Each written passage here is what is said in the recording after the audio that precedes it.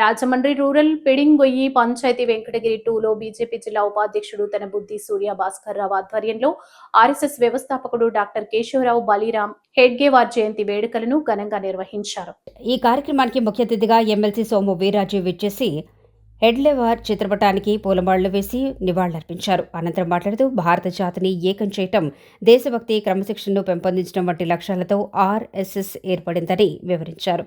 కార్యక్రమానికి హాజరైన ఆర్ఎస్ఎస్ పెద్దలు రిమ్మలపొడి సుబ్బరాజు మాట్లాడుతూ దేశాన్ని శక్తివంతం చేసేందుకు హెడ్గేవార్ విశేష కృషి చేశారన్నారు.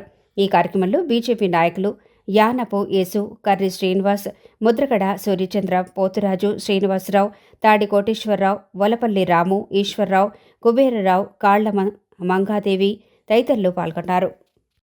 అర్థం చేసుకోవాల్సినటువంటి అంశం,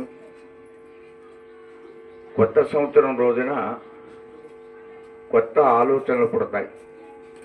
కానీ ఆయన జన్మించిన రోజునే ఆయన యొక్క బీజంలో ఒక వినూత్నమైనటువంటి ఆలోచన భగవంతుడు వారి ద్వారా భారతదేశానికి, ప్రపంచానికి అందించారు. అలా మనం ఆర్ఎస్ఎస్లో మొట్టమొదట కాసాయి ధ్వజాన్ని ప్రణామం చేస్తాం, నమస్కారం చేస్తాం. ఇప్పుడు ఈ ఒక్క ఉగాది నాడు మాత్రం ముందుగా